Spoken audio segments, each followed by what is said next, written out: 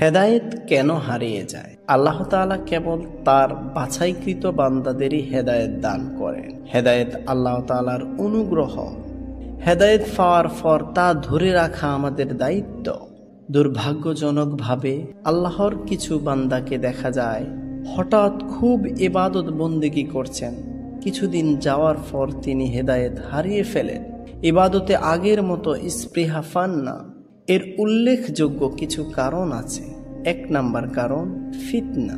হেদায়েত ফেলেই কারো জান্নাত নিশ্চিত নয়। হেদায়েত প্রাপ্তকে আল্লাহ তাআলা বিভিন্নভাবে পরীক্ষা করেন। নানা রকম ফিতনা তার সামনে আসে। এর মধ্যে সবচেয়ে বেশি ফিতনা হলো বিপরীত লিঙ্গের ফিতনা। এসব ফিতনা থেকে বাঁচতে চোখের হেফাজত করা ও ফিতনায় পড়লে আল্লাহর দেওয়া শিক্ষা অনুযায়ী আচরণ করা জরুরি। 2 নাম্বার কারণ দিনদারদের সান্নিধ্যে না থাকা। অনেকে হেদায়েত পাওয়ার পর ব্যক্তি জীবনে কেবল নামাজকে ধরে রাখেন, ইসলামের ফরজ জ্ঞানার্জনের চেষ্টা করেন না, দ্বীনি মজলিসগুলোতে যান না, আলেমদের সাথে থাকেন না। সরাসরি আলেমদের থেকে জ্ঞানার্জন করতে না পারলে অনলাইনে বিষয়ভিত্তিক আলোচনা শোনা যেতে পারে। 3 নাম্বার কারণ সঠিক পদ্ধতিতে জ্ঞানার্জন না করা। সদ্য হেদায়েত প্রাপ্ত অনেককে দেখা যায় ইসলামের মৌলিক বিষয়গুলো বাদ দিয়ে অনেক গভীর বা ইখতিলাফি বিষয় নিয়ে পড়ে আছেন, যেগুলো সম্পর্কে তার প্রাথমিক জ্ঞান নেই। কেউ হয়তো নাস্তিকদের সাথে তর্কে জড়াচ্ছে, কেউ বা শিয়া রাফেজিদের নিয়ে পড়াশোনা করে বিভ্রান্ত হচ্ছে।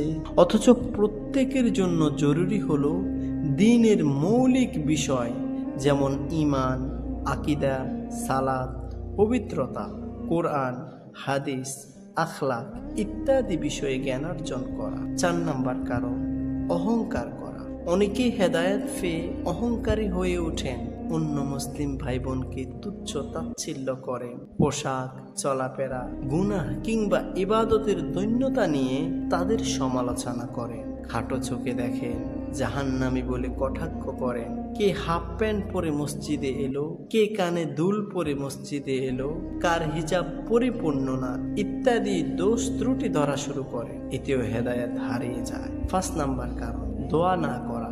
অনেকেই ভাবেন হেদায়েত চিরস্থায়ী, কিন্তু আল্লাহ তাআলা পবিত্র কোরআনে দোয়া শিখিয়েছেন, রব্বানা লা তুজিগ কুলুবানা বা'দা ইয হাদাইতানা ওয়া হাব লানা মিন লাদুনকা রাহমা ইন্নাকা আনতাল ওয়াহ্হাব। হে আমাদের প্রতিপালক, হেদায়েত দেওয়ার পর আমাদের অন্তরকে পুনরায় পাকা করে দেবেন না এবং আমাদেরকে আপনার পক্ষ থেকে রহমত দান করুন, নিশ্চয়ই আপনি মহাদাতা।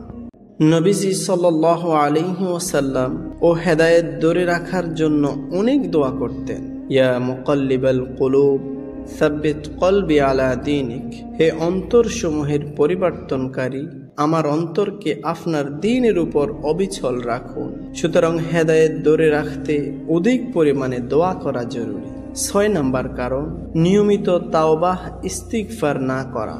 মানুষ হিসেবে নিজের অজান্তেই আমাদের অনেক গুনাহ হয়ে যায়। এসব গুনাহ থেকে বাঁচতে ও নিজের হেদায়েতকে নবায়ন করতে নিয়মিত তাওবা ইস্তিগফার করা জরুরি। গুনাহের জন্য নিয়মিত ক্ষমা প্রার্থনা না করলে গুনাহ জমতে জমতে মানুষ এক সময় হেদায়েত থেকে ছিটকে পড়ে। হারিকেনের মৃদু আলোকে যেমন বাতাস থেকে রক্ষা করতে হয়, তেমনি হেদায়েত ধরে রাখার জন্য এর যত্ন ও পরিচর্যা করা জরুরি।